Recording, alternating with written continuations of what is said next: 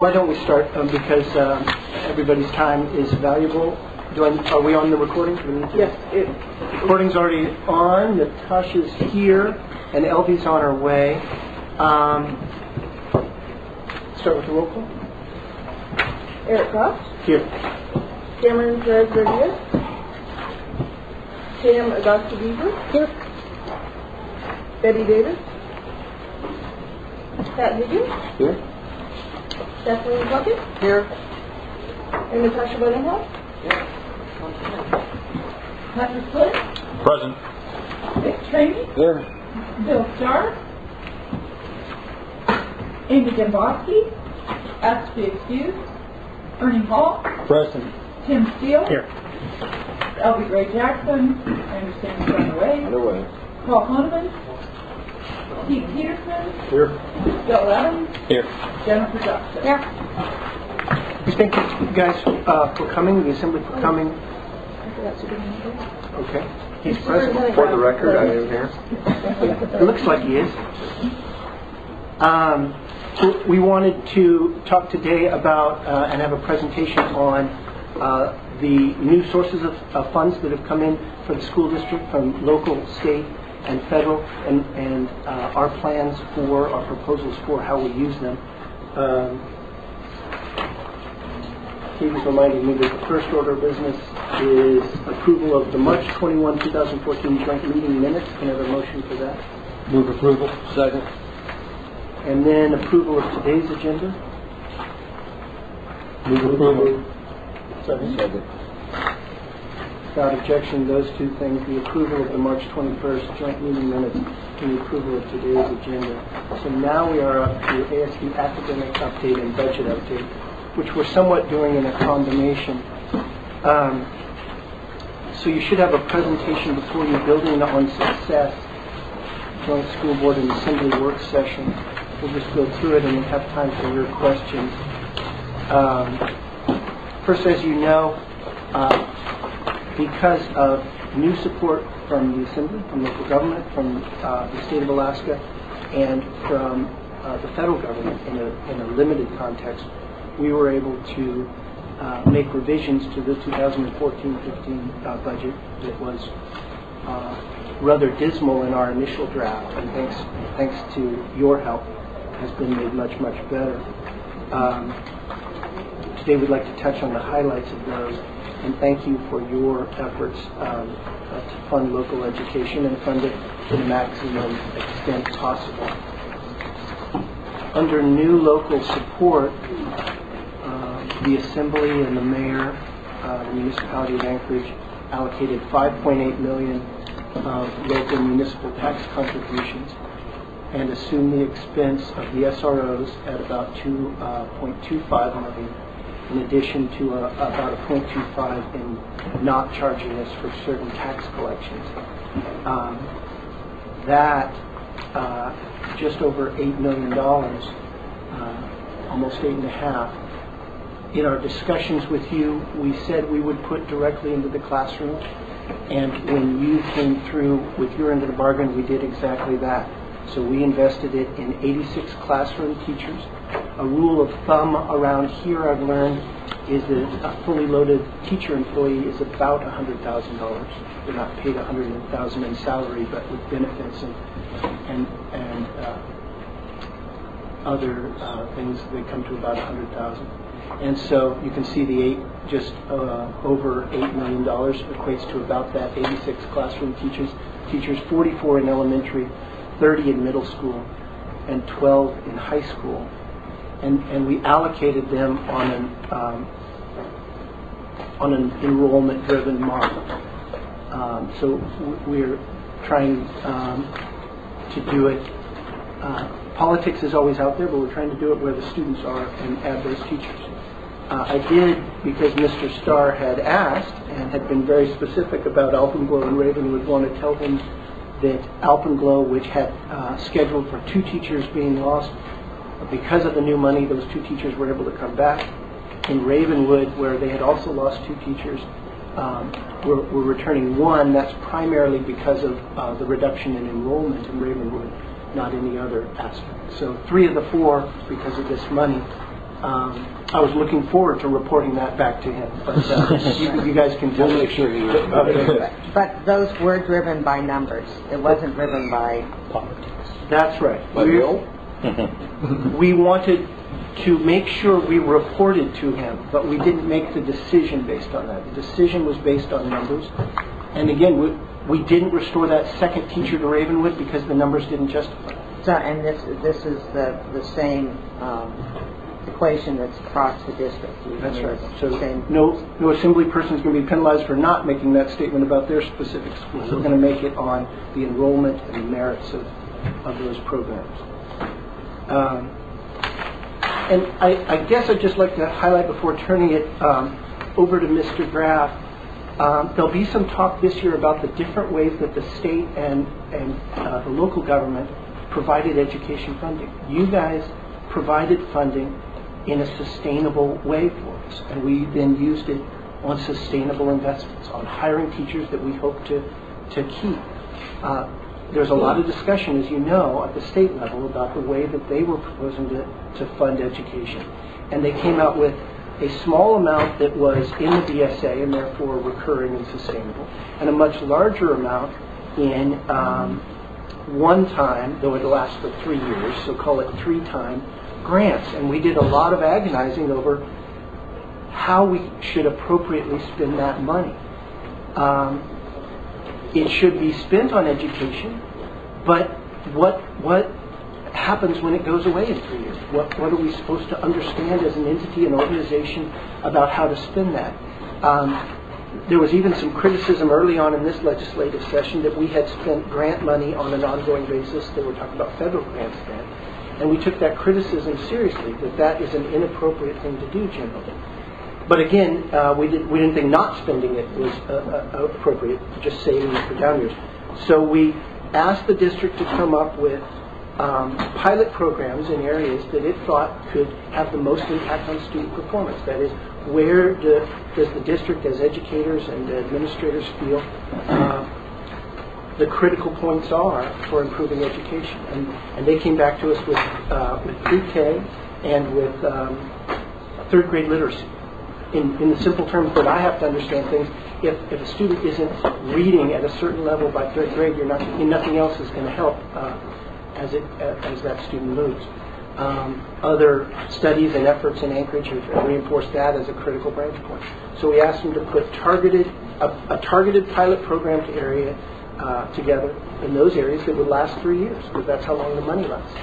And so we feel like we found a way to still invested in education, invested in a way that's commensurate with the length of the time that the money is given, do it in the most critical areas that we can find, but not just pour it into sort of regular or continuing education when it's not that kind of money.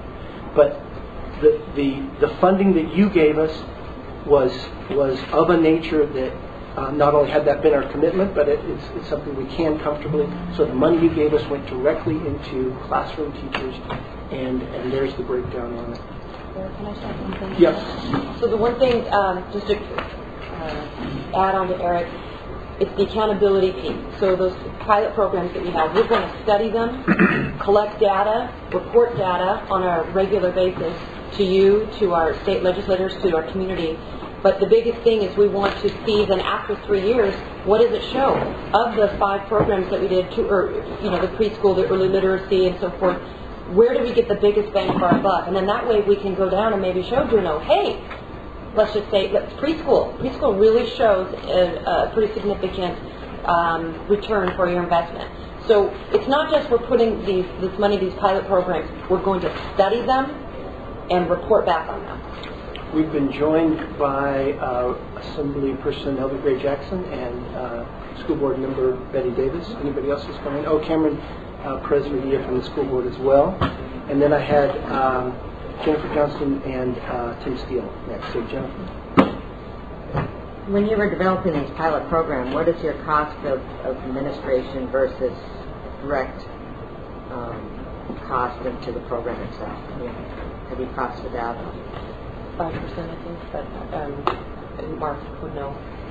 The short answer is we are going to absorb the administrative functions in our existing overhead rather than have any incremental money for administration. So the pilot programs are teachers, teaching assistants, literacy coaches, which we categorize as instructional support, but no administration. Essentially, if I can just, it's building on our successes is what we're looking at. So the idea of these practices are in place or have been in place, and we've seen some marked improvement. We want to continue with that. And then, as Von Imhoff said, provide that data analysis back after the 3 years. And probably a question that would come from the legislature, and we've asked the same question, is when you're doing these pilot programs, do you compare them to what's already out there in the private sector as far as availability and where your target market is? And is it more effective? Do you get as much bang for your buck as it would if it was the usual preschool, Head Start, whatever? Yeah, there are a myriad of programs out there that identify themselves as preschool, and they're substantially different from what we have. And I think I provided some of that information to Ms. Dombowski in an earlier inquiry, and I can certainly send that out to the full assembly as well. But we have certificated teachers. Many of the preschool programs in the private sector do not have certificated teachers. We have an adopted and a research-based curriculum that we implement. Many of the programs don't have that. We provide, specific professional development for our teachers. So there's a number of things that we do differently from the common preschool program in the general sense of the word.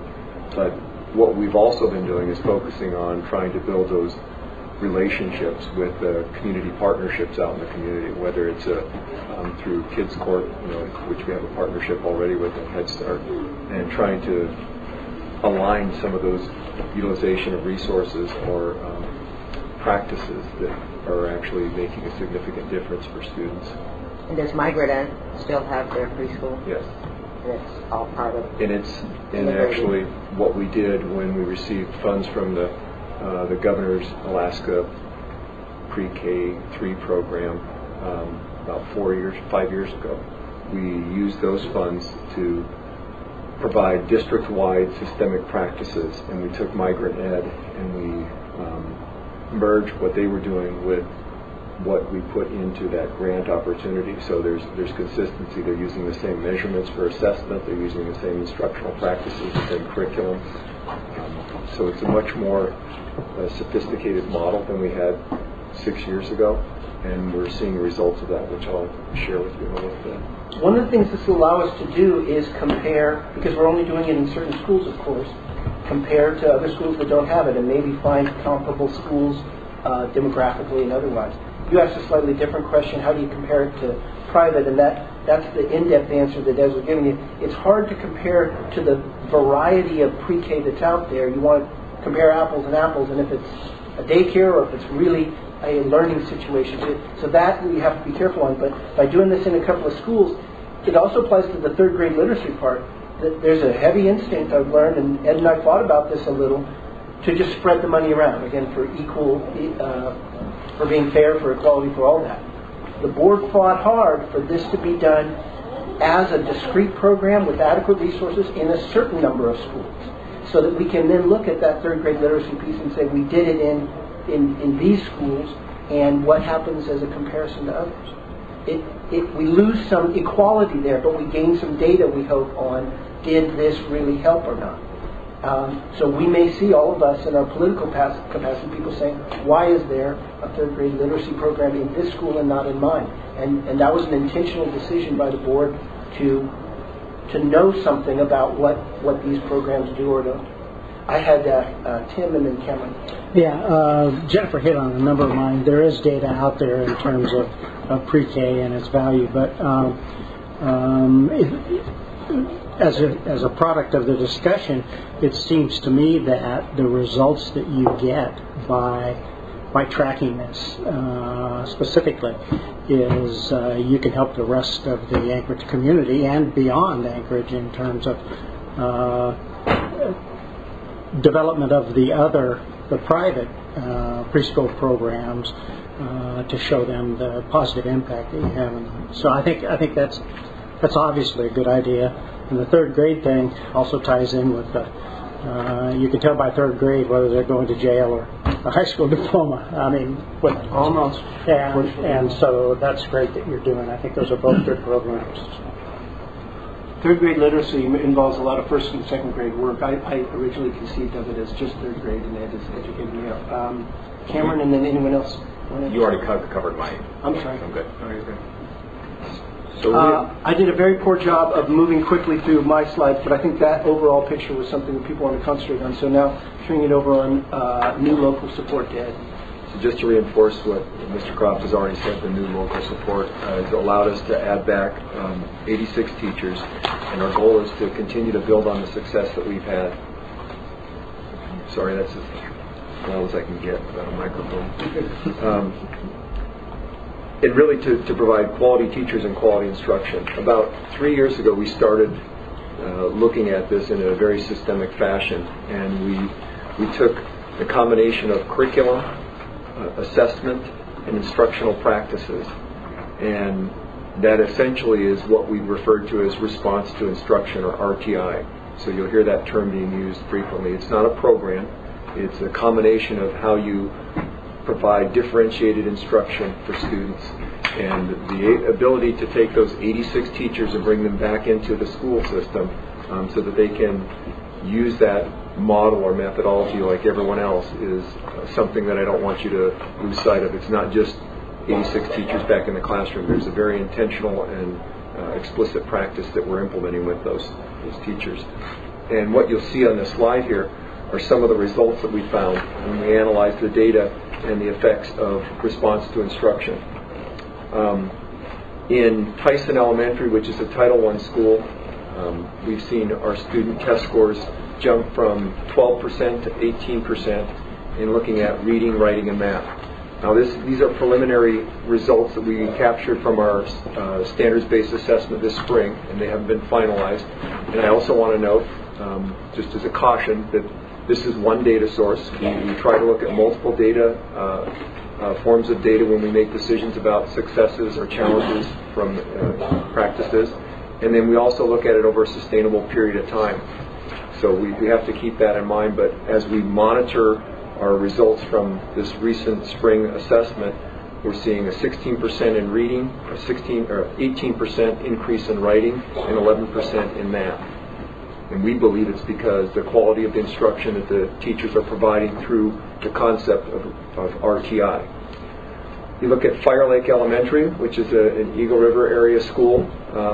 They've had improvements ranging from 11 to 13% in their scores on the SBA preliminary data, 12% jump in reading, a 13% jump in writing, and 11% jump in mathematics. Another example to highlight is Ursa Minor. It's a school that is housed on J-Bear. It's a Title I school, or it has been off and on with Title I population, so they get the influx of military families coming in, families going out, and they have consistently a number of challenges with that mobility of the population, and then some of the needs that students have when their families are PCSing or they're returning from leave, parents returning from leave. They've had improvements ranging from 8 to 13%, 8% in reading, 13% in writing, and 8% in math. And again, what we're finding in this also that's interesting is that 15 to 27% of their gains have been in the area of advanced proficiency. So it's not just students being proficient, it's actually taking them to a higher level of proficiency, which again we've had much discussion with the board about in terms of should we be focused on growth for all students, and absolutely we should be focused on growth. Jennifer, did you have Just quickly, with any of these, do you still have the same principal at Tyson? We do. And do you ever, is it a modified site-based management system? Or, because you're saying what you're doing from here out, but do you have any sort of site-based management systems in some of these schools? Explain to me what you mean by I'm just site-based thinking you have management. an exceptional principal at Tyson. So I'm going to share with you in a little bit what we've gleaned from that school and what they've been able to do, and that's part of our pilot project that we're focusing on. I'll just share it now, I guess. Tyson has done RTI for a number of years.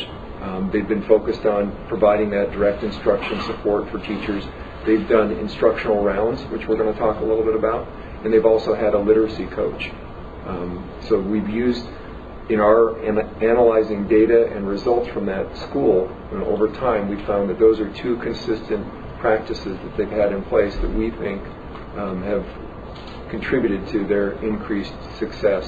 And so we're going to try and duplicate that with these pilot programs or projects at a number of our schools. So that's the kind of model that we're looking at. And of course, in addition to that, the idea of teacher professional development and the leadership part of it is also infused into a pilot project. Unless we've known each other for a long time in various capacities, I'll use first names unless anyone wants me to be more formal. But Patrick. Thanks, Eric. I just want to make sure I understand the first some minor statistics. And I was actually reviewing my son's SBAs this morning, and it looks like the SBA is not going to prison. So, please not soon. Anyway, when you break out the gains in advanced proficiency, is that reflective of the fact that we have a subset of students that are really achieving at a particularly high level, and therefore the overall gains of proficiency amongst the general population are probably, if they're not in that group, more moderate? Or am I reading this wrong? Help me understand. I'll try and put it in simple terms. Below proficient, non-proficient, proficient, advanced proficient. So 4 different categories. Mm-hmm. We saw a 15% increase in the advanced proficient range. So students moved into that category. Okay. So if they had 10 kids in there the previous year, a 15% increase this year. Again, and 11.5. Yeah. Okay. So again, the difference is that it's one data point, and it's a different set of students. But that's the measurement that we've been using, and so we're just presenting it consistently with what's been out there. Okay. And then in the area of writing, they had a 27% gain in advanced writing. Okay, so what we're saying here then is we had, in an area of just general proficiency, we had 8 to 13% of students who were below moving into that category. I wouldn't say below. This is from a category of, it could last be, year they were below. Yeah, it could be, but it's also increasing the number of students. Thank you. You guys are hitting on 2 really key points. I don't want to slow us down, but I hadn't known as much as a lot of the board, Betty or Cameron and others, about sort of educational philosophy and reading up since I got on. There's this ongoing debate on how do we measure performance. Proficiency, how many got to a certain level, or growth, how did you move your students over a year? And that sounds like compatible ways, and they are to some extent, but they can produce dramatically different teaching styles, grading. And so just really briefly, it took me a long time to understand. You guys probably already know it, but it's all the difference whether I'm a track coach saying, graded on, did you get all your students to 7-minute miles or not? And we know there's not every student's going to get there. Or did you bring every one of your students up by 30 seconds or a minute? You could, in a lot of literature says it's a much more fair testing of a teacher to say, I took a class that was I took them from 12s to 10s. I did a great job, even though now my entire class doesn't fit your proficiency model. That is, none of my classes run in 7s, but I took them from horrible to pretty good. Did I do a good job or not? Or do we just say, and the worry in the philosophy, but also in sort of on the grounds practical, is if you just judge proficiency, my kids went to Chugach Optional. I think it's a good school, but I honestly don't know whether it just got a lot of good kids and they coasted along and stayed.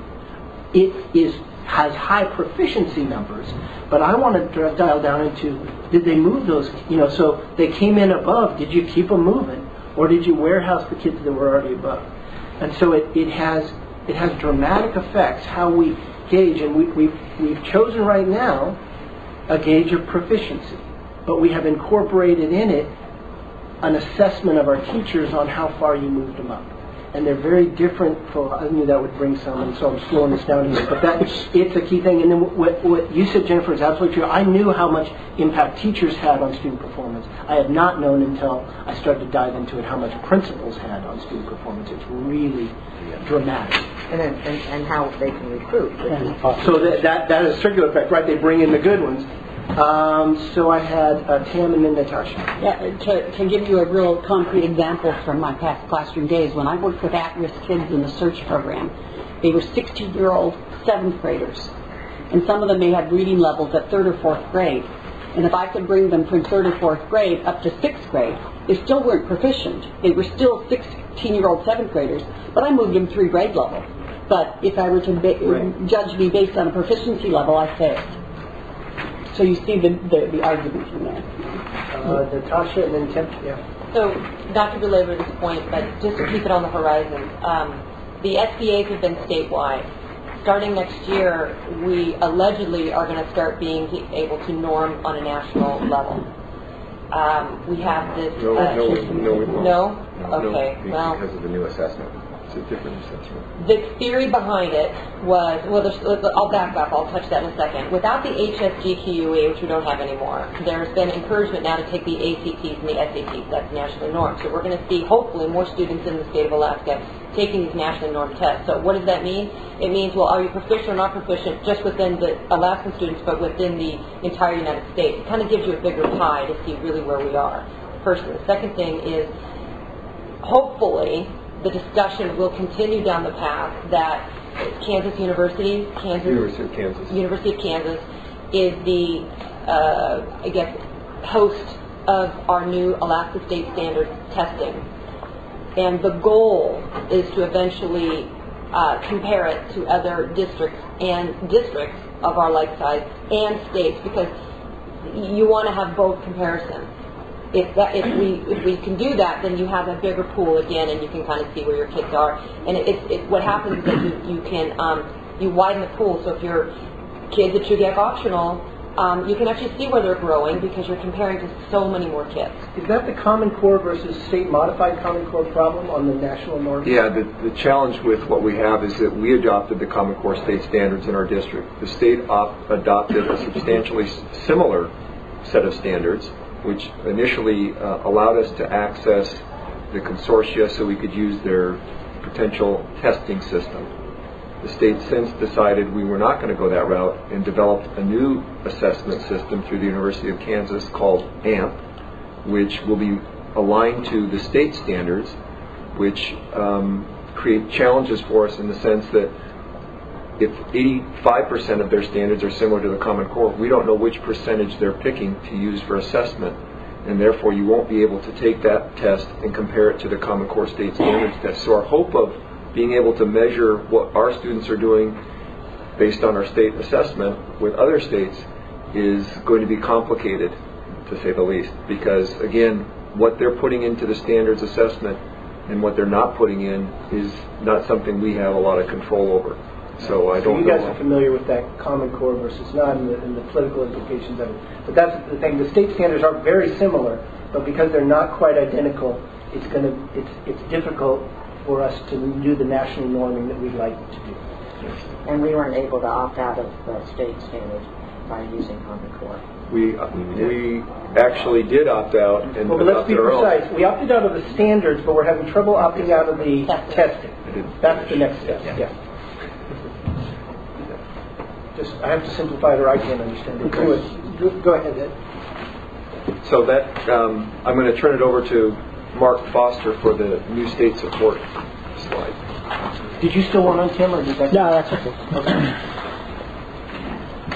As Board Member Croft highlighted from at the opening, one of our challenges was to look at the 3 years of state funding in HB 278 and ask ourselves, what does that give us as we look at our planning horizon? And I'm going to a planning horizon of the year after the state money runs out. And you'll see I use that especially as I'm looking at how many staff I'm adding, so that I don't add staff and then immediately take them back out because of the funding vagaries. So as a result, you'll see the general overall trend in state support was we were falling off because we didn't get increases in the BSA. We had small incremental grants. This legislative session, we got BSA and grant increases, but then we had some grant money taken away, the governor's energy money. The net effect is that we're still dropping in terms of our overall revenue level, and you'll see we're losing roughly 70 positions in next year's budget compared to the current year.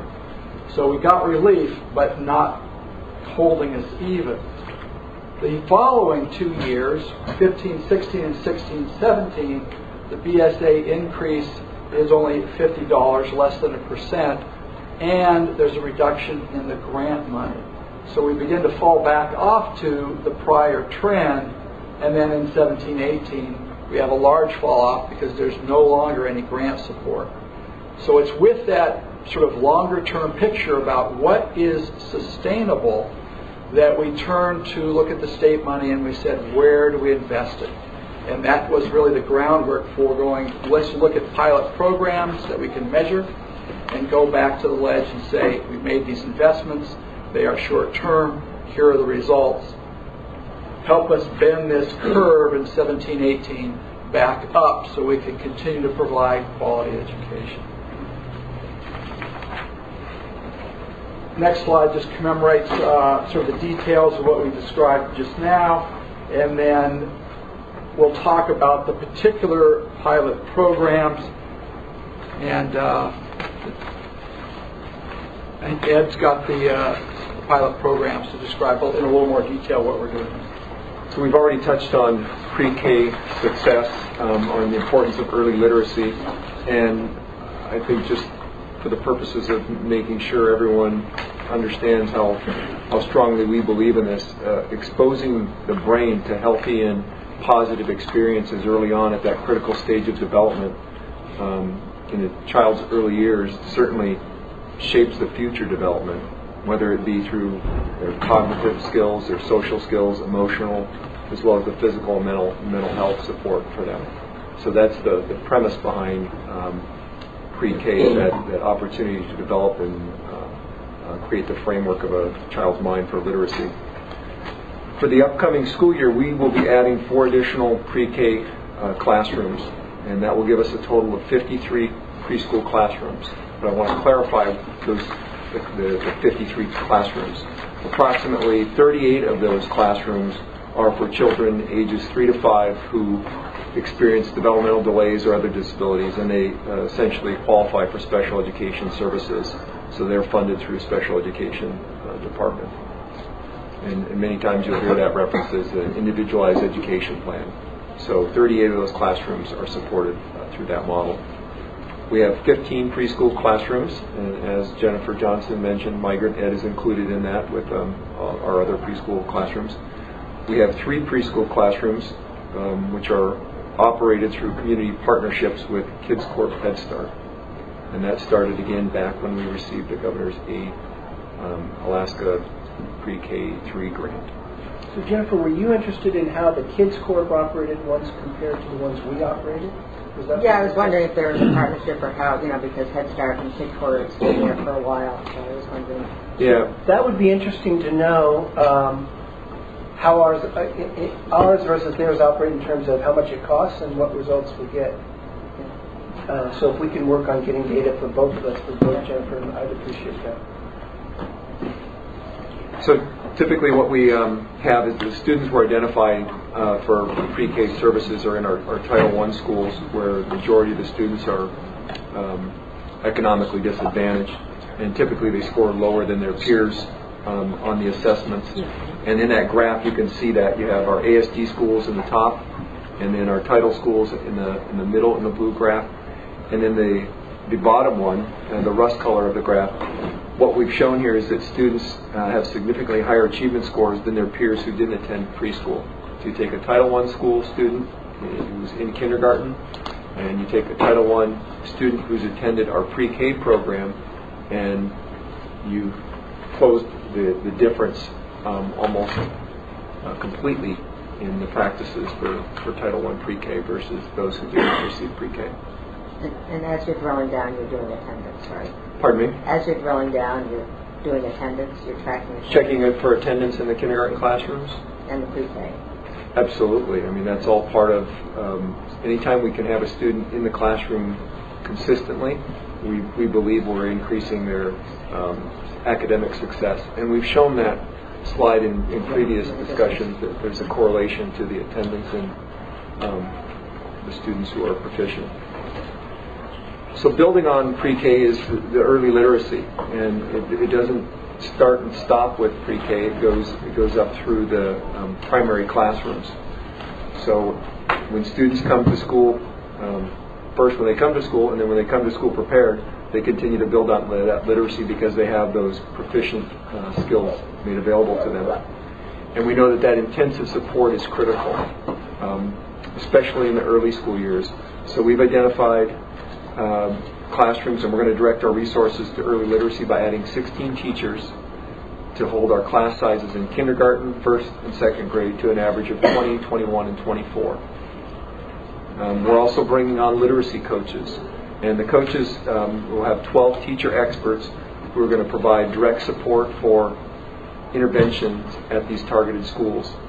And they'll focus on the early reading for kids, also help provide mentoring, coaching for other educators as well as parents to encourage the support of literacy and reading at home. And I mentioned earlier in a previous slide when we highlighted Tyson Elementary, that school again had a Title I coach and a building literacy coach. So they had demonstrated over a couple of years these concepts of providing early literacy support, and we believe that we're going to see those same results through that implementation in these schools. Another area we're focused on is teacher training, and we know that it is highly critical for us to improve student achievement and make sure that our students are making growth, to have quality training for our teachers. And what we've done, you can see in this slide here, the picture on the left of those teachers are actually in the boardroom next door here. For the last 2.5 weeks, we've offered our summer academy. And in that particular picture, teachers are working on academic plans.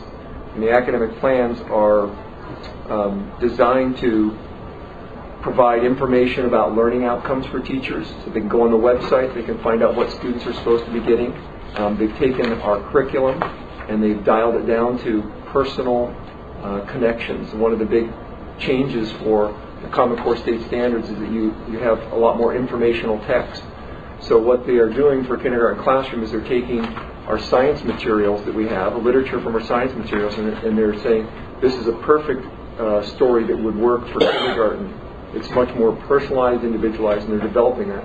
And that information is all on our website for parents to go in and look at what is the child supposed to be learning about, for teachers to go in and say, I need another resource or another story that I want to build into my lesson plan and lesson design. So we're getting greater relevance and in the integration of our subjects, which provides more systemic alignment and practices as well. Another area of focus for teacher training has been the College Board and Advanced Placement training that we offered. Many of you are familiar with advanced placement classes.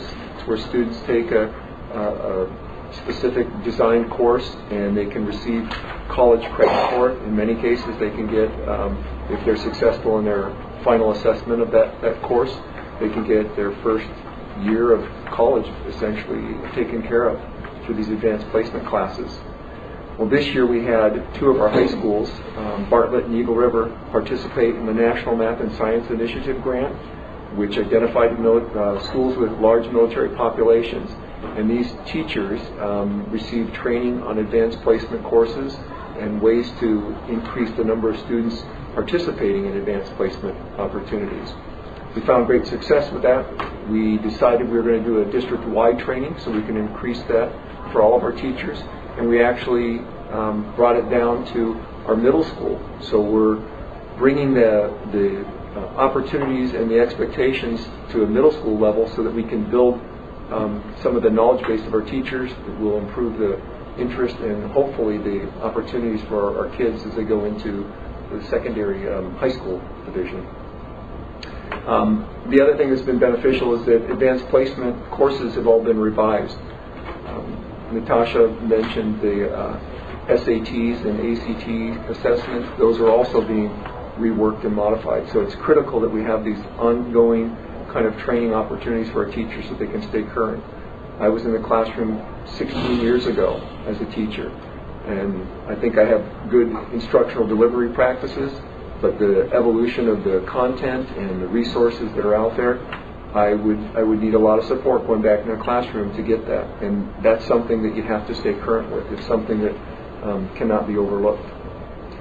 We're also focusing on instructional tours, and it's a little different than what we've done in the past. You know, with response to instruction, we talked, I think, in previous meetings about how it's like going into the doctor and getting a checkup, and then if you find out that you have some medical needs, they prescribe things to you and they tell you go work on these things. They intervene and offer support so it doesn't get worse. Well, that same concept of medicine with instructional tours, essentially what we're doing are job-embedded professional learning. They're like medical rounds. So you have teachers going around observing other classrooms, working with other teachers, being trained in best practices, some commonalities, and they're building their collaboration, they're building their knowledge base in a very individual-driven kind of manner, rather than having them come in over here for a training and providing information. So it's very, very similar to what we're doing with our students in terms of best practices for learning opportunities. They're getting good feedback and they're using data to analyze the results. And then the next part of the training that we're providing is for our teacher evaluation. As part of the new state requirement, we are adopting new performance standards for both our teachers and administrators. The framework that we're using is from Charlotte Danielson, and it's an evidence-based framework that really focuses on effective teaching. And I'll just give you a quick overview. It's around 4 domains. First is the planning and preparation. How do teachers plan and prepare for what they're doing? Second is the classroom environment. What kind of environment have they created? And as I'm sharing this with you, I'd like you to think about what your experiences have been in school, in a classroom setting. You know, how well prepared was your teacher? What kind of environment do you feel you had created in that setting? What was their instructional practice? How did they deliver the information? Was it a use of many modalities, or was it one basic style? And then their professional responsibilities. Because we all believe that we'd like our schools to be the hub of the community, and it is a reflection of our community, but how does an educator represent themselves professionally for the profession? So those are the 4 areas that we're focusing on, and a key piece for next year is the student engagement, making sure our students are engaged. Teachers and principals have been receiving professional development training on this framework all year, and they're going to be using the framework for their evaluation moving forward. And a subset of that to note is that there's part of the state requirement is that in 2015-16 student learning data will become part of the evaluation process. And I think we're still working through what that student learning data needs to look like, because as I've mentioned already, we want to look at multiple data sources before we make decisions around our practices. We don't want to just use one data source. And then I'll turn it over to Natasha to talk about a couple of other areas that we're focused on using those funds. Yeah, so again, using local funds to add back teachers to the classroom, and we cannot thank you enough, so thank you. But also we need to support those teachers by providing them good curriculum. So what we are looking at for the science, technology, engineering, and math is revamping our kindergarten through 8th grade.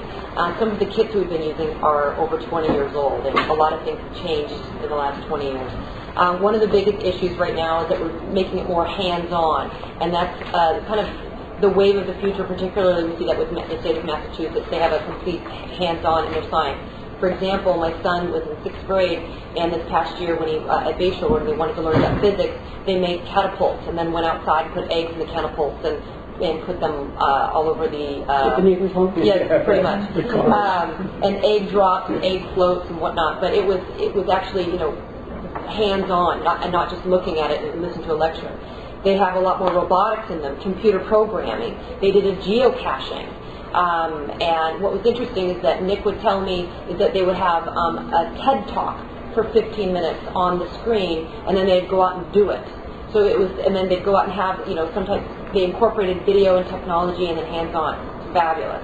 So we're really excited about that, and we're going to bring it to the 21st century, and that dovetails then with the classroom technology, because in order to do that, you need to have working smart boards, Wi-Fi and broadband that can download the graphics and the pictures and so forth.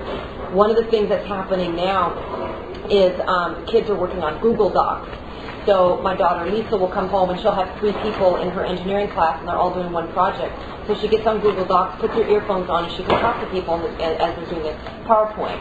Of course, I get an email from GCI a few days later saying that our broadband is at 80% and that I better, slow down my download and my online feed. So that's one thing to think about. But what's important is that the DED initiative is for the online testing, and that will occur next spring. And so with the technology grants, we need to make sure that every school has enough capacity that the kids can get online. You guys remember the last year when we did the math test, and we showed you how it's going to be drag and drop anymore. It's no longer going to be A, B, and C. Has that changed? There'll probably be multiple choice questions is what we've heard this first year, but it's still going to be using technology to do that. So you still need the connectivity, you still need the actual platform, a system. Right. And then lastly, we have been doing a little bit of BYOD, bring your own device. And what that is rather than ignoring the fact that every child and every adult has an iPhone and is obsessed with it like I am. I'm bringing mine down. Right. When appropriate, we're trying to teach appropriate times and uses for your device. So, okay, we're learning about the planets, we're learning about a particular engineer. Okay, get on and check this YouTube video out, and the kids can check out the YouTube video, or they'll use it at appropriate times within the classroom, their own technology. So we're embracing it and trying to make it a positive way and incorporate in the class. Yeah. Yeah. One thing that brings to mind is the equality of technology. Not all our homes have the broadband capacity that you may have, or the kids may not have the devices. How are we doing in terms of even kids having access to a device at school in every classroom? It's significantly different than what you would expect. I was at a Chugiak High School earlier this year, and they were doing a social studies lesson around using their mobile devices. There were probably 28 students in the classroom, and there were 2 students who did not have a device. And one of the students left it or got it taken away from them at home, and the other one didn't figure out why they didn't have one. But the way it's structured, again, is the students are working in pairs in many cases if they're doing a research project or if they're researching information. So it was, can I use your phone for a minute? It seemed, like it was a non-issue. I know that when you talk about the accessibility at home, what we've tried to do is we've tried to provide that connectivity through programs at the school so that students aren't having to do the requirements at home. We have a couple of interventions that we use for math, one for math called MathWiz and the other one called Lexia. So we have time within the day so that students can get that additional support. And then if there is opportunity outside of the school day, parents have the resources, they can access an account and log in and do that. But it's substantially less than what you would expect. These devices are everywhere. Maybe not the full-blown computer, but a mobile device, and so then it's just a matter of getting an app that transmits the information into a... We've got things going, so I have Kathleen and Tam and then Jennifer. We did get additional broadband at the library, which is good, this year, so that may help there. because it was grossly not appropriate. But it still worries me in terms of I'm not sure all the households. We did have a mayor at one point that was trying to get the city as a hotspot. I don't even know where we are. Actually, we competed now twice in the Google. Pardon me? The city has competed in the Google competition. Yeah. Anyway, still a challenge, I'm sure, in some cases. In some cases it is. Kathleen is very much our voice for equality and fairness on the board, so... I'll just comment on East, which is probably what you would think of more than TUGAC, because it was also part of the BYOD pilot, and my granddaughter was there. We helped her get a computer. At East, you don't have as many people that have the iPhones, but you do have kids that have computers. They use them all day long. Within their classroom, and I've been in them, they share with all of the devices they have. They also have devices in the classroom that can be shared as well. And it's very much a melting pot even in terms of that, and it's worked very well, and I know we're expanding it. So if it even can work... after school accessibility to a classroom or a library. Yeah, and after school, you're right. If you don't have one, there are libraries where you can get it, but trying to do as much of that during the daytime and then using notes, it's worked. It's working actually pretty good. And I was a little skeptical about that as well. I'll be honest, but it's. We're working really together, and so are the students. The students really work together very well on that. So it's going a lot better than what I would have initially thought.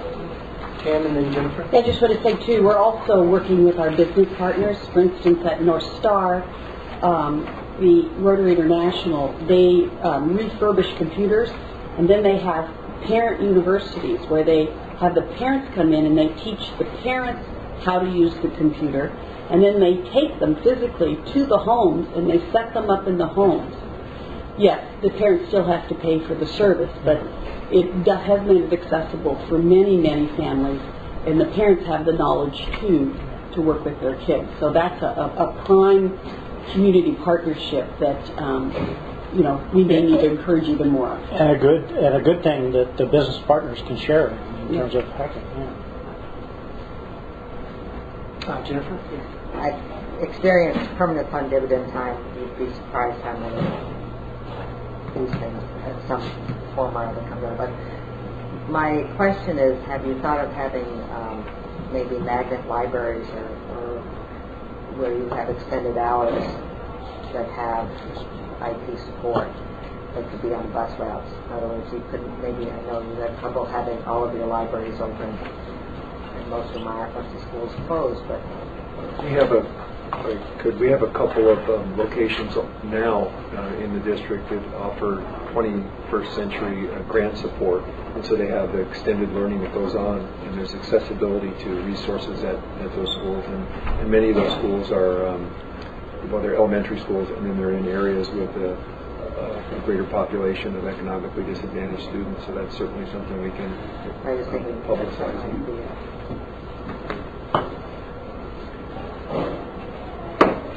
Next we're going to Anyone else? Then we can proceed.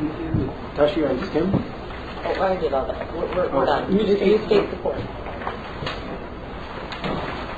Special needs program. Okay.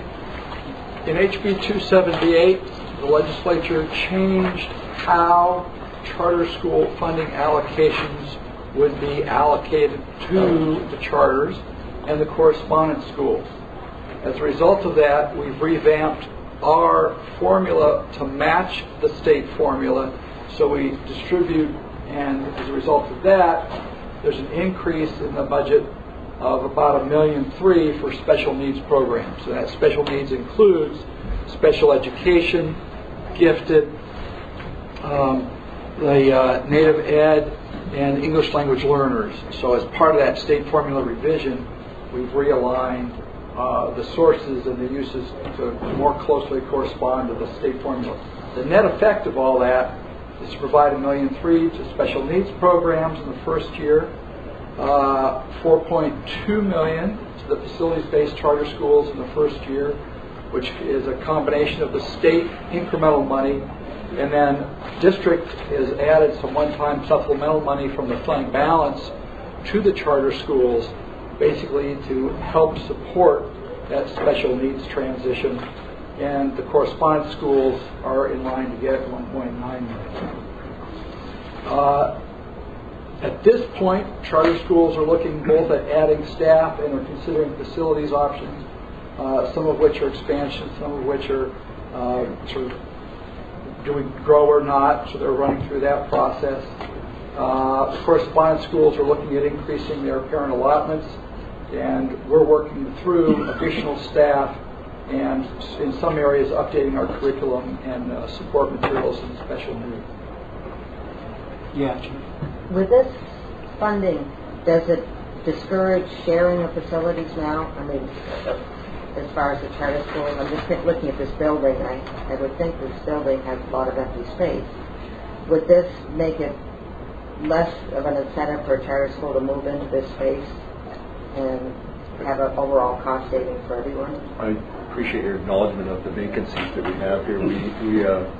We've been having that discussion. We actually have a spot that we've identified, and we've reached out to charter schools in particular. A couple of our correspondence schools seem to be well suited for this type of facility. So we've started that discussion, but I think they haven't made that determination yet. And does this new funding encourage or discourage it, or does it neutral? Does it make a difference? The funding releases some of the pressure on charter schools, so I guess to that extent, they still tell us facilities are their main problem. Everybody wants more and more funding, we all do, but the crunch is facilities. So I guess my answer to your question would be it releases some of the pressure, but it's still there and a problem. We've been talking to them, Rilke most intensively, because they have the biggest, shortest term need maybe, but maybe the biggest need, about how we maybe put them on a bond. And we'd like to talk to you about that sometime as well, or at least have you thinking of it as we prepare for the next meeting. We have not traditionally done that with charter schools. We'd be interested in your assessment of whether this community wants to approve a charter school, whether that we want our bonds to be successful. But in talking to them, where they say we need ongoing money to buy buildings, we say the way we buy buildings is bonding. So it's sort of we're apples and oranges in terms of how we do it. But if you want to participate with us on bonding, we're open to that discussion. It changes the rules a little bit, right? It's probably going to be more expensive. It is going to be more expensive on a bonded with all that requirement than it would be for them to do it the way they're doing it now. But they have the support and get it reimbursed. Can I follow up on that for a second? My recollection is one of the other aspects of legislation is it gives us a local option for exempting a charter school facility from property taxation, which raises a whole honest mess of issues that we're going to have to deal with. And the extent we have excess capacity within the facilities that we already have, I think Jennifer's point is well taken. We probably want to be driving toward higher utilization of those facilities than we do creating new tax exemptions or putting new bonding out there. Right, so that's why we have these types of meetings. That's my opinion. Other people may feel differently. But no, I think we are looking at, for this upcoming year, having Rolka Shula at one of the neighborhood schools, Abbott Loop. And so they have a couple of classrooms or grade level, I think, that they'll be putting into Abbott Loop Elementary. And that conversation has been well received on both ends from the school and at least the school community is a partnership.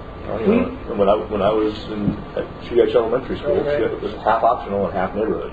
Right. So there's options out there. We're very open to that, and we put forward in a work session, for want of a better word, a charter bill of rights. But anyway, policy revisions that are now before the policy committee that says you have the right to be in our school. We want you there in effect, and we're also open to the discussion about bonding. So both of those options we're open to. When we sat down with Rilke, it sort of is evidence of the problem. You may have seen sort of allegations of our excess space. Some of those are miscalculations per school, but we can deal with that. They just, a special needs classroom is full with 5 kids because that's what it takes. And so that's not excess capacity. But even setting that aside, even if there's little capacity all along, you can't add that up easily to a school. If there were 5% in every school, it doesn't mean you have 2 schools, because when we sat down with the Wilkins, said, well, we've got this room here, we've got this room here, and they were either going to have to divide up their program because they're so big, take a wing of this that didn't quite work. But we're committed to working with them to put them in where it makes sense.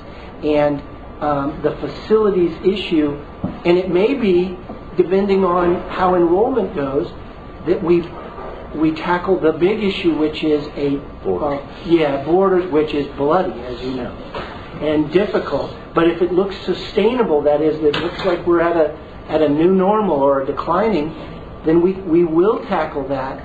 It's just not going to be easy to create all that to create one school. I had Tam first, and then Pat and Natasha one. So Pat and Natasha. To me, this is a pretty complex issue for a lot of reasons. When we talk about capacity and we're trying to do expand preschool, then you run into pre-K, then you really run into the issue of what capacity do you really have. I also think that when we look at the facilities, we're trying to say, we're going to make everything so dependent upon transportation, or we're going to somehow make it so it's more accessible in different parts of the community, so it's more viable so it's not we're not segregating parts of the community out with the charter schools that we've seen on the front page of the Anchorage Daily News making that point, and that nationwide it becomes an issue. So how do we make it more accessible to individuals without picking one location within that? But there's another bigger picture in here that I'm going to raise, and it's just safety kind of concerns.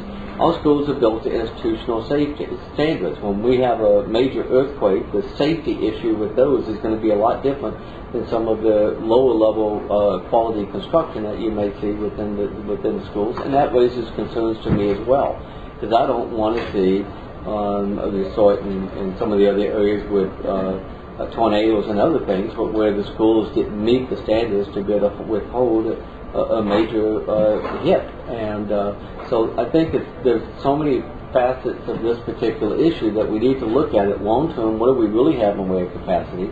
If we're going to be successful in really raising scores, we know the preschool has got to be there in some of these schools. So that capacity will be sucked up a little bit right off the bat. And if we don't plan for that now, we're just going to, all we're doing is just shifting things over for a short period of time.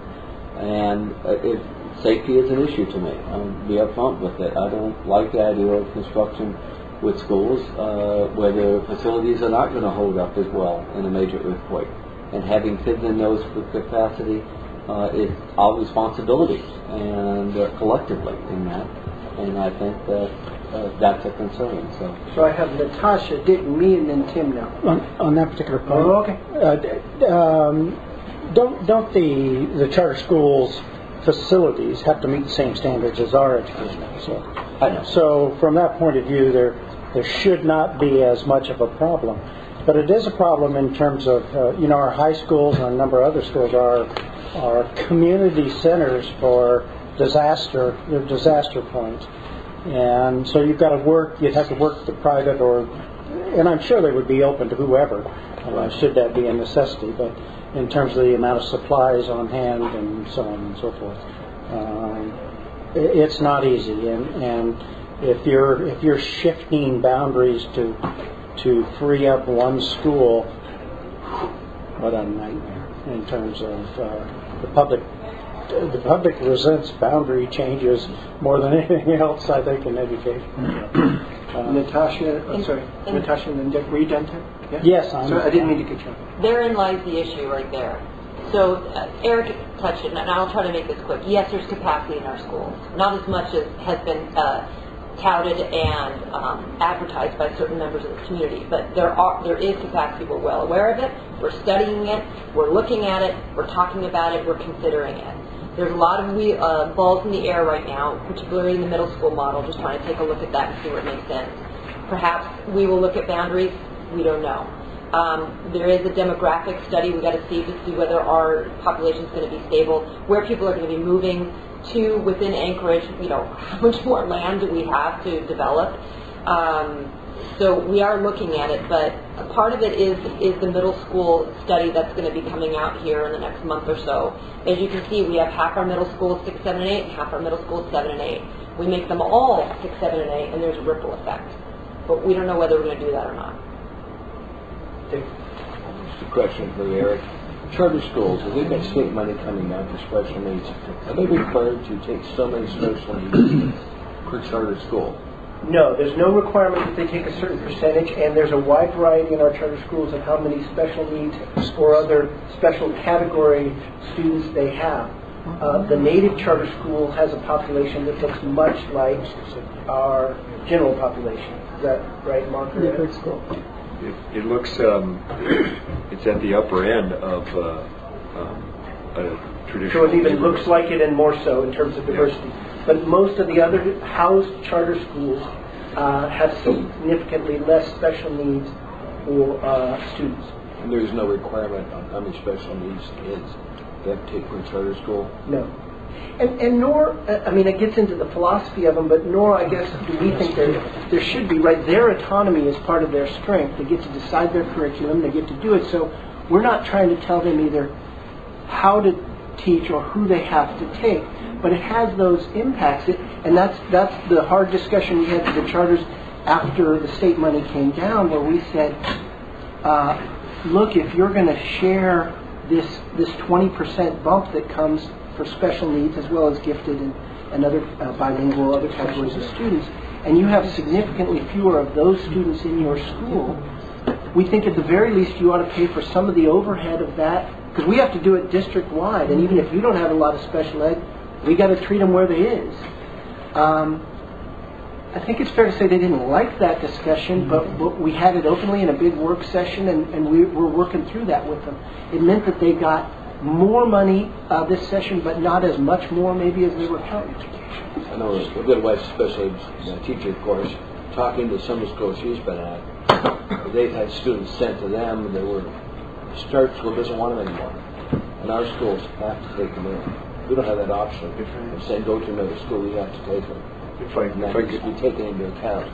I appreciate you sharing that. Really wanting to get in, yeah. I appreciate you sharing that comment, but the expectation is that all students have the right to participate in the lottery, if you will, and a determination about whether or not a student is suited for a program is not based on their special education services that can or cannot be provided. It's based on the program and the philosophy. So Ed's making a very good correction to me. We don't say you must all have 10% special ed students, but they cannot exclude a special ed student that otherwise gets it. That's my concern is exclusion that may be going on with some of these charter schools. Is that the distinction you're making? I wanted to clarify that when we talk about the needs of any student, particularly special education, you look at where we offer those services and how we can provide them to them. And sometimes even in a neighborhood program, it doesn't happen at that location, it happens at another location. But the idea of I'm picking and choosing who gets to come into my school based on whether or not you have an IEP is absolutely not acceptable and should not be occurring. Thank you. Eric? Yeah, Cameron. There's a middle ground here, though. There's schools, charter schools and optional schools that have adopted a really particular philosophy and structure and way of functioning that some families really works for them, and some families it doesn't. And so I think that it's common for families to, for instance, Eric mentioned Chugach optional. It's common for families to think that's a great school, we're going to go there, and realize the process and the way that they function doesn't work very well for them. And it's common for the principal to go, this is how we work here, and if it doesn't work for you, then you may want to find that a different school. So I think that's likely some of that in those schools, unlike the neighborhood schools, have a very specific way of functioning that may or may not work for some students. And I think that it's likely if you are a student with special needs, and you go into the lottery and you get put into a school that has a very specific philosophy, their ability to be able to meet all of those needs to the same degree as a neighborhood school may be less. So it would be very likely, I think, for the principal to say, we're going to try our best to meet the needs of your student here, but we're not equipped the same way as that school is. Suffice it to say, special education in charter schools generally, and special education in charter school funding and what you're talking about are ongoing concerns. Yeah, Pete? I was just going to say some parents might not put their children in for the lottery because they would think that the charter schools might not have the facilities or the teachers or be able to provide the individualized education program that their children need. And transportation is a big part of that. You know, that the facilities is the main difficulty that charters talk to us about. But transportation is that we've grown up with a model that says in the alternative programs, Chugatcha or others, you got to get your kids to the school. And then when charters came along, we just said the same thing for charters. It's not feasible for us to bus everybody to every alternative or charter program, but we're trying to work with them to figure out ways that do work for their needs. And that may help some of that, right? If it's, I don't have very many disadvantaged students in my charters, but maybe that's because they all have to do transportation themselves, and if there was some method of transportation, I might get more. That's often what the charters will tell us. So if you could help us on transportation, we might be able to do more. And there is, through SB 278, there is an expectation that we'll provide transportation services for charter schools within the existing route. It's already there. So if you happen to live at this area of town and your charter school is within the same region as your neighborhood school and it's a route, then we would be transporting you to that. Kathleen, did you want on? Or so It's already been addressed. And I just want to, from memory, would you also explain to the assembly what the pilot we're doing with the people mover this year, this coming year? Okay. Through conversation with Tasha and Jennifer and Mike Abbott, we coordinated with People Mover of Anchorage to provide passes for all of our East High School students so that they can, I guess, just show up at a bus stop and get services over to East High School. And the cost associated with that is about $30,000, I think. And it's a program that's going to be rolled out here in the next couple of weeks. And Mike, you want to add anything more to it? No, we've negotiated with People Mover a flat fee of $30,000 per year for a one-year test that would allow your East High faculty or student ID card to act as a People Mover bus pass. So you can use it not just to and from East High or the routes there, but on any People Mover service, not including Anchorage, but any regular People Mover service. And the other aspect of that is that the People Mover is supposed to have soon a software where people can track where the People Mover bus is and how to get from point A to point B, so students will have greater flexibility. People Movers agreed to try to set up East High actually in the building. Those electronic signs that you see at some of their hub stops that say Route 15 is arriving in 7 minutes, so that students, this is expected to be particularly attractive to students participating in after or before school activities when we don't provide school-to-home, home-to-school transportation. So special thanks to Lance Wilbur, and George, I know, was involved in the development of this as well. It's a strength for People Mover, and certainly a limited expense for us as well. But East is a great site. It has the best People Mover route support of any of our high schools, and if this works there, it'll be worth considering for other alternatives as well. Jennifer, is this a shared service or no? This is one that I've worked on for 7 years. All right. Glad to see it happening in campus. And I just want to say, we talked earlier about students not having access to technology. Therefore, if they can find a way home, they can stay after school and have access to the library for the technology. So it's all intertwined. And I'm sure the bus that they get on that particular route will be a bus that has a technology. Wi-Fi. Ernie's waiting in turn. Everyone's just jumping in. Actually, I was going to wait and make my comments in the closing comments, but due to the broad coverage that we're getting here, you know, I got to tell you, from the time that I was on the State Board of Education to what you guys are dealing with now, you know, you're dealing with Mission Impossible.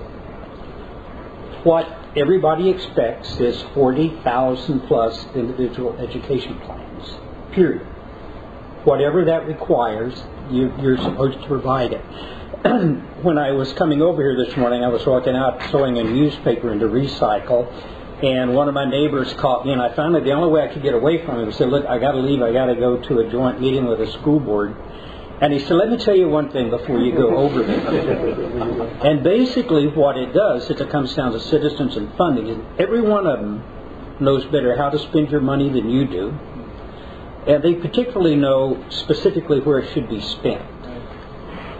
And the thing that we're constantly doing is, you know, if you want to see somebody on a school board or a state board of education, hair turn gray, just wait till you hear this is going to be the education session, whether it's federal or state or local. Fortunately, you know, locally we don't typically do an education session, but we've all got better ideas about how to do it. You know, you guys have just got to continue to struggle to do the best you can with what you got. You're never going to satisfy the community. It doesn't matter what you do, and it's just a really hard job. Every time that I'm sitting as a member of the assembly and think I've got it tough, I really do think about you guys and the 43,000 families in this community that some are happy, some aren't. You know, typically we hit 50-50. I'm not sure you guys ever reach that ratio. And at the end of the day, it just comes down to dollars. And the pathetic part about it is everybody is willing to tell you how to spend the dollars, but they're not willing to give you the dollars to spend. At the end of the day, you know, everybody questions all of that money that's going into education. It kind of reminds me of Howie Mandel. You know, when he first started, his routine was he would answer a question and then he'd go, wait a minute. And that's education. I think any type of change in education where you have the state or the federal come in and say, here's what we want to do with education, that's a 13-year cycle before you know if it works or not. It takes 13 years to run those kids through it. Does anybody know No Child Left Behind, high school graduation exam, all happened during my time on the State Board of Education. Neither one of them worked. Billions of dollars spent. We're never going to get to the point where we let educators educate and leave you alone. I don't know what to tell you. I literally, you know, you're working under Mission Impossible, so hang in there. You know, I'm kind of excited about what you're proposing. I don't know that you can make any better use of the dollars that we're giving you. I appreciate that you're tracking the outcomes, but I know the whole time you're doing it, all you know is 3 years from now, a big chunk of this money is not going to be there. What do you do then? Really appreciate those comments. You guys did step up and in conversation with us gave us money that we could spend in the way you intended, and we just want to make sure that dialogue stays open, that we followed through on what we told you we were going to do. We'll be honest with you and track the results. If the things we're trying in pilot projects with the state money don't work, we'll try other things. If they do work, we'll come back to you in the state and say we want to do more of it. But we want to be really open about what we're trying to do and hear your impact about where you want us to switch and do other things. Tam? I just want to say, as the chair of the Legislative Communications Committee, I'm committed to let the community know this is what our local government has done, this is what we're planning to do, and to get that information out on the results, so that citizens of this community know what's happening, and they can give credit where credit's due, and where there needs to be more work, they can apply pressure. Yeah, Jim. Actually, high school qualifying exam and No Child Left Behind did do something. It put a light on dropout, on attendance, on things that weren't working. So, come on, Ernie, let's be a little bit more optimistic. I tell you, I would be very optimistic. No Child Left Behind would have accomplished everything that the federal government set out for it to do if they had funded it. Yeah, but there was some good Everybody proficient by this year? Yeah, So we're almost done with the slides, and we have about half an hour, but we could adjourn early. That's not prohibited. But the CEP is the next slide. Yeah. We're still working through it. State support. We're still on. To build on the recent comments talking about mandates but not funding, looking at the state funding, this is our bookmark on the end of our state funding set of slides.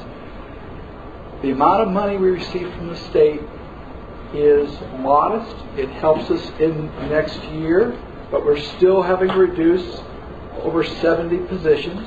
It didn't eliminate that requirement. And going forward, next year, we're going to reduce on the order of 190 to balance the budget if we don't get any new revenue. The following year, looks like about 220, and it's that third year where the state grant money disappears that we're into the almost 300 range, and that's our challenge as we look at balancing our budgets with the revenue projections we have. Sometimes I hear people say, well, why don't you adjust salaries and wages and levelize that? It's an interesting idea. We can't fill the positions we have.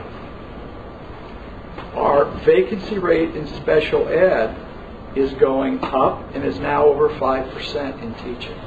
We're having a hard time filling. We're going out to contractors and trying to recruit out of the Pacific Northwest. We are not attracting and retaining at the levels we're at. So that's the other challenge we're up against. So I think that's a sort of a long-term balancing act that we have to struggle with. Jennifer, you want back on? Yeah. Yeah, you just brought up special education, and I know a specific great special ed teacher who wanted to job share, and she's not allowed to job share anymore. What's happening with that? I don't know the specifics of that case, but one of the things we've changed in our contract with teachers is the level of insurance and what their employment has to be to receive that. So but job sharing is still allowed. And in the past with job sharing, one could take the benefits, the other could take. You have to be 0.75, I believe, in order to receive health benefits. Now.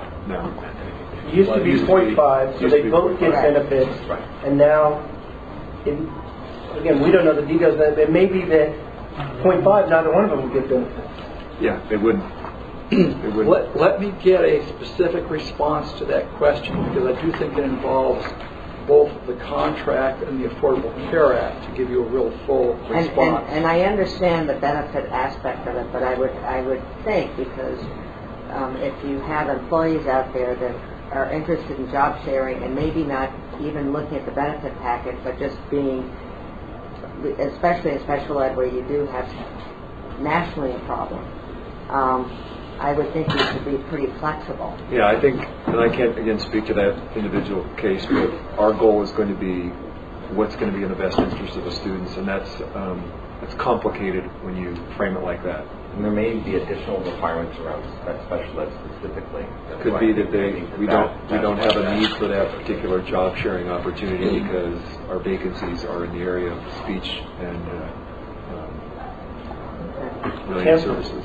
Yeah, since having paid attention during some of your presentations, such a major contributor to the growth in the costs is healthcare. What are you doing or what's your plan to deal with that issue? Because I'm sure that's part of what we see up here in terms of the needs. Short answer is continuing to negotiate aggressively the bargaining that we've been doing. And in the teacher contract, for example, we've frozen the contribution to medical in the third year of the contract. So we're definitely bending the cost curve, and we're extending that into the other agreements as well. So we're getting good cost containment there, and we're also expanding the cost sharing, working with the units to find out where we get the best leverage on cost sharing. And that's part of the current contract that you have with the teachers. I know you've got a good education, so that's part of that contract. And in addition, we're working with private sector HR groups and others who are looking at larger sort of market structure issues and potential legislative solutions to the market structure to help improve competition, especially among specialists, where we see the cost inflation being a problem. Universal health care. But we're going to face that whole issue too, or are facing that. Well, yeah, that discussion, then I have Natasha and Jennifer, but so short term, we're aggressively negotiating the contracts. You won't see us saying it a lot publicly, but we think we've done a better job than you guys have on the contracts. So it's tricky out there in the real world, but we do think we've at least been competitive and in a lot of cases lower costs over the next 3 years. The longer term, we're really excited about the ability to cooperate with some of the other big employers to use your marketing power, and so we'd love to have those discussions with you, whether you wanted to do that as well with your employee base, to say, big private employer, us, you guys, or whoever, we're going to use that to bring down costs, to use that power. So Natasha and Jennifer. So if you recall, the AEDC did a publication recently where it showed the specialist healthcare, and the four top were Juneau, Fairbanks, Anchorage, and I guess Kodiak. And what's happening is we have in our room 150, the wallpaper is specialist fees in Alaska as compared to, I think, maybe 5 other states around the union. There are certain corporations, I believe it's Wells Fargo, Alaska Airlines, BP, Conoco, that have employees both stationed in Alaska as well as the lower 48. And when you're in Louisiana, Mississippi, and even Washington, your health care is a certain amount, but you're all pooled. And so your Louisiana and Washington employees are kind of subsidizing your Alaskan employees. Well, there's corporations now that the Alaskan health care has gotten so big, they're like, we're not going to do that anymore. So they're cutting the umbilical cord. So Alaskan employees now are kind of on their own, certainly large corporations. So you have, I believe, some of the oil companies, and I think even Wells Fargo is looking at this, they're scrambling now. So the game has changed. There is an incentive now for corporations in Alaska to take care of their Alaskan employees. They're taking a much closer look at Alaska-specific specialty healthcare costs. So there is a movement to create a public-private partnership of about 100,000 souls, so we can begin negotiating directly with the specialists here in Alaska, including possibly Spokane and Seattle as viable options. So these, obviously having a large enough pool by having some public employees could help us reach that threshold. I know we're looking at it with the Foraker group, with the nonprofits. That pool is really small, but you add 20 people here, 20 people there, 100 people here, you get to your goal. But that's the big game changer that has occurred just in the last couple of years, and that's why there's been a change now, and that could help all of the contract negotiations if we can get those costs under control. More shared services, Jennifer? Yes, You're up. that's true. Did you want to say more? I have a question. And I've asked this before, and I can't remember, and I need to look it up as far as when free lunch and breakfast is and how that formula changed at one point. I can't remember. We're coming right up to it. The next slide is that. So you're right on schedule, Jennifer. Huh, I only just read it. I'll wait to see what you have to say about that. So new federal support in CEP, Mr. Graff and Mr. Foster.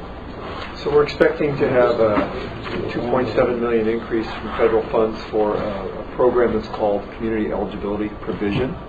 And CEP is designed to improve access to meals in eligible high poverty schools, as well as designed to reduce the paperwork for capturing that information around income and services related to economically disadvantaged students. With this new program, we're going to be able to add 10 additional schools that will support around 3,500 students, so they'll receive benefit to this program. The program offers breakfast. It requires breakfast and lunch at no cost to the student. We currently have 20 schools that provide no charge to the student. But again, with this CEP program, we're going to be adding 10 schools. They'll get breakfast, lunch at no charge. It will reduce the paperwork process that we have in our organization, trying to capture all that paperwork. We'll have students who will no longer have to have the stigma associated with getting a card, going in and identifying themselves as someone who doesn't have funding at home to support lunches. We'll be able to provide multiple access points to lunches, and we'll redesign how we deliver those services to students. A lot of grab-and-go opportunities, rather than trying to funnel through a couple hundred kids in a lunch period at a high school. East High is one of our schools, so we'll have different distribution points that will get their meals. Once we cover the costs associated from these funds with the administration, we'll be able to then provide a much higher quality and locally grown product. We're expecting to purchase that with these funds that we can disseminate through all of our schools. So the benefit immediately will be to 10 schools. The overall benefit will be to our administration in terms of the requirement of managing those papers, applications, and then we'll provide, we believe, a much better and more local product to all of the students, Alaska-grown products, if you will. So you'll likely hear about this. We knew it was coming up, and we had a big discussion of it at our board meeting. I have Tam and then Dick, but let me just say, and then you back in, yeah.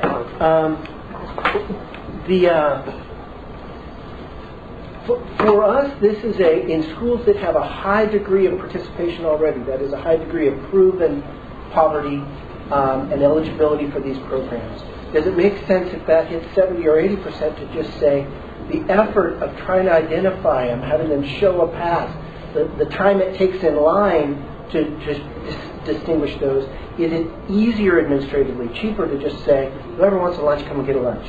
And that way the lines are brought down, the paperwork's less, and so it's always a trade-off between feeding rich kids, right, or the administrative burden of separating them all out, and at what point does it become easier to do? I was looking for analogies, and not to bring up any bad feelings, but on the DMV certification and emissions, after a while we said new cars just don't fail this emissions test very often, and the ability to sift through them to find modern new cars in the last 20 years that fail it isn't worth it, so we're just going to let that go, and you only have to do emissions for old cars or specialty vehicles. The other example, just in this presentation, and I hadn't thought of it that way, but we're doing it for all of East High kids, right, Mike? Right. And so was it easier to try and separate the poor from the rich East High kids to get a bus pass, or just say, here's a bus pass, and let's see how this works? And that's the heart of this program. I'm sure we'll all hear, we've started to, and we will hear more about it, but it is that trade-off between efficiency and identifying the exact need that is at the heart of it, and it will provide us, it'll be a much more efficient process. Just at East, they're going to go from one line that was always crowded and hard because you had to show your pass and all this, to 6 locations where just come and get your food. We're not going to separate you out, and then you can eat it and go back to learn it. For us, the core is education. We don't necessarily even want to be in the food business, but we have found over a long period of time that if they haven't eaten, you can't educate them. So we want to, as efficiently as possible, get food to them and then get back to what we do. I have good Tam, Dick, and Jeff. Perfect segue. Good. Because in the Mayor's Summit, as you recall, we looked a lot at the Finnish model. And when the Finnish experts came up last year, that was a point in their educational system, is they feed everybody. Everybody's ready to learn, and they don't differentiate who could afford. Everybody, they feed the staff there too. We haven't gone that far, but they feed all the students, and so that plays into it. It also is maybe, I think, as a parent, more of a safety and security piece too, because my child, who does go to East, who can afford to buy lunch, never goes in the lunch line because she can't get through it the way it was in time to eat. So she said, I had 3 minutes at the end if I ever stood in that line. That becomes a moot point. So now as a parent, I'm going to be telling her, you are not taking your car and leaving campus to go buy food. You have food at the campus. You stay there. It's a safer thing. I don't want you racing in your car to go buy food. So I'm hoping it has an impact on our Destination 2020 goal of safety and security, that my daughter now, as a parent, I'm forbidding her to leave campus. Dick and Dick and thanks for picking East High School. Both of them and I appreciate it. Thornton High School happens to be in our assembly district, but thank you. I think it'll be good because the parents don't have to justify it now. That's whole rigmarole. We're treating everybody the same that goes there. For breakfast and lunch, and I appreciate you using that school as a model. Thanks. The only reason I brought this up is I was aware of a couple of schools in South Anchorage, but also, and it's not that the model doesn't make sense to me. And it's federally funded, and I know that your school programs have to break even. That's the mandate. But so just when we go into statistics later on, and we're looking at, there's always the thing of, well, we have X number of students that get free or subsidized lunches, and that's how we've been measuring our academics. I don't want to see that. Yeah, no, that's an excellent follow-on point. So then, from looking at the merits of the program, does it make sense? Then it became a discussion of, and exactly what you were saying, okay, now if we've convinced ourselves it's a good program appropriate to do, expands kids, how does it affect our data collection now? Because we have before been using eligibility for free and reduced lunch as a proxy for poverty numbers. You can't do that when you just took something that was 70 or 80 and made it 100. And we are working on how we get, it wouldn't make any sense to get all the savings of saying, well, let's just treat it like 100 and go, and we don't have to go and separate them into poor and rich now. And then go back and spend all the money to separate them into poor and rich just for data purposes. But it wouldn't so you'd lose all your savings, right?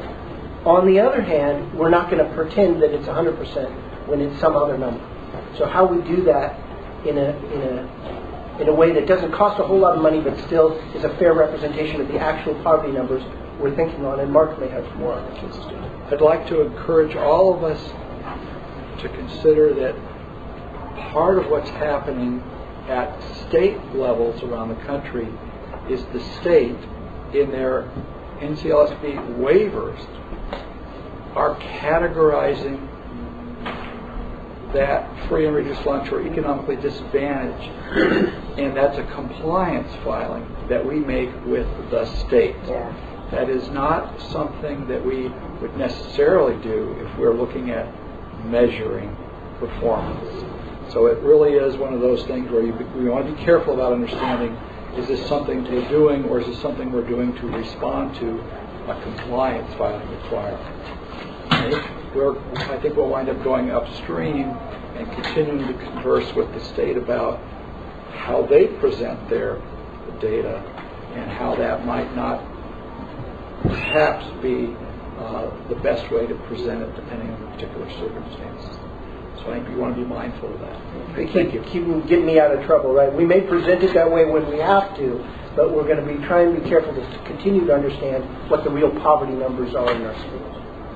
Thanks for raising that issue. We've been talking about it. We were actually supposed to talk about it on Monday, and I think we're not going to be prepared to discuss that further because of what Mark just said. We need to work with the state on how this is being moved forward in other districts as well.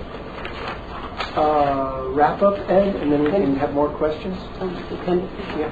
Wrap up and appendices.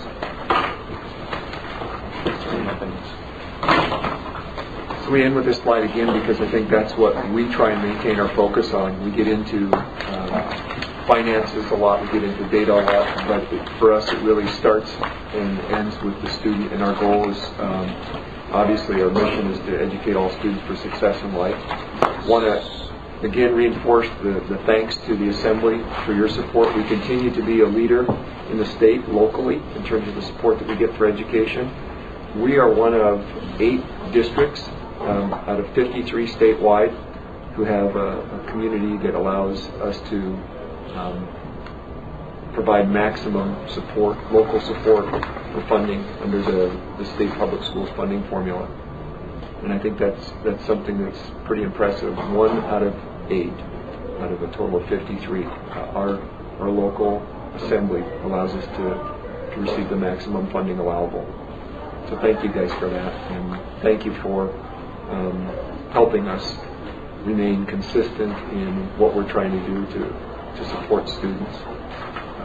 Ernie, I appreciate your comments and telling us that it's a difficult job, and we don't strive to be perfect, we strive for excellence, and we recognize that every day that when we do something we're going to have people who disagree with us, so we don't take those decisions lightly, and we continue to come back to the fact that we've got thousands of students that we have to support, thousands of families, and it doesn't change when the kid comes in at pre-K or kindergarten in terms of the parents wanting us to do the best with their child. The same expectation happens when they go into middle school and when they go into high school, and when they walk across the stage we still feel that same responsibility for them, because at the end of the day they're going to be coming back into our community hopefully and taking on some of those jobs around what our community needs and what our state needs. So we're very excited about the support that you all have provided for us. And to continue this acknowledgement of our effort, we are going to have a State of the Schools discussion or presentation in July, and so we'll be sending out invitations to Assembly members, to Assembly people to join us. It's an annual event where we bring together our central office administrators, our school leaders, and we walk through our initiatives that we've accomplished over the course of the year related to Destination 2020. So we'd love to have you join us. And July 25th, is it? It's going to be July 25th, 8 o'clock in East High School. That's the tentative location, but we'll send out an invite. So thank you. Just saying thank you again. I skipped over Cameron, but we provide some more data for more light reading this evening if you want. In the appendices, what is that? Oh, if I could also add, I have, there were some questions again about pre-K and the support. I have a copy of a study in here that I'm happy to share with you about investing in preschool programs. It gives you a much broader perspective. Many times people refer to kids coming in pre-K and then looking at, again, one data point, 3rd grade literacy. And this study, which is a meta-analysis, it's taken a combination of different studies, and it shows the effects over a sustainable period of time, long-term, so that the students at the end of their high school career are actually, who participated in preschool, are actually showing better success, resiliency, everything else compared to their group who had not experienced that. So I'm happy. Can you send that to all of us? Yeah. At least all the board, if we send one. Yeah, so all of us. Yeah. Can I let him wrap up? Absolutely. Yeah, so then we'll have, good. So I have Cameron, LV, and Pete. But did you want to just describe the appendices that are there for us, Mark or Ed? Sure. We've got a short list. The first one looks at the elementary teacher allocations. As you can see, which schools have add backs, and you can look at the overall class size as a result of that. I would highlight for you that even though some schools lost enrollment, you'll see some lost, say, 2 teachers, compare their student-teacher ratios to the average in the district, and you'll see they're not too far apart. So we really are trying to use enrollment as the basic tool to allocate the resources. You'll see another chart in there that describes the cumulative 2-year reductions in staff, including the add-backs that are part of the package in the budget revision that's before you, you'll see that we're trying to add back in instruction and instructional support and really provide that classroom teacher as our primary focus and the support around that, which is teaching assistants and the literacy coaches. And then finally, just a reminder, our fundamental financial challenge is our ability to attract and retain people to fill the positions that we need in order to deliver the service. And as you're probably well aware, the cost of housing continues to increase in Anchorage, and we're finding ourselves losing in a competitive foot race to attract and retain people vis-a-vis the Kenai and the Matt Valley in these areas. Kenai's cost differential in the state formula gives them 17% more than Anchorage, and their cost of housing is lower. We're losing that war, and that's what's contributing to our vacancy rate. And we're going to continue to fight that going forward. And so I would encourage your consideration of, to the extent you're having conversations with the legislature, encourage them to take a good hard look at the costs in Anchorage, so we have an opportunity to sort of fix some of those outstanding problems that are lingering there. Anchorage has been the base for a long time, and we have felt it was not accurate for some time, and part of that's a truce between school districts, but we're starting to talk about how we don't think that's appropriate. When was that last adjusted? It was bloody when it was. I mean, it was around in 98 when it was. It was slightly adjusted since. They did it again when they did the forward funding about 5 or 6 years ago. Ain't going to be easy. But it's one of our challenges, because we really do, I'm watching those vacancy rates creep up, and we're just having a hard time holding on to folks. And even as we're cutting positions over time, we've really got a bit of a cycle going on. Hard to attract and retain. We're in a cut mode. The combination of those two create a challenge for us to attract and retain new people to the profession. And even though we're a higher refresh rate than other districts, we're still losing ground relative to that refresh rate that really does keep our workforce, in many ways sort of young, energetic, looking forward to adopting sort of new stuff. And so I think that's one of our strategic challenges. We just don't think it's accurate anymore. So I have Cameron, Pete, and Tam. Oh, you're fine? Okay. Elsie. Thank you, Mr. President. I just want to say that I really, really appreciate this presentation from the board today, and I personally feel like this administration is doing a fabulous job, and this board is also doing a really great job. You're all engaged, and I'm really, really impressed, and I wanted you to know that. Is this the first time that you're doing State of the City? No, this is actually our second time. Okay. Last year was our first time. But that's beside the point. I'm really, really glad you're going to stay in the city, because our community needs to know just what a fine job you all are doing with their money. Unfortunately, I'm not going to keep them in the state, but I'm sure we'll go with that. Videotape. We'll have it videoed. Perfect. You can watch it at home. YouTube. Pete and then Tam.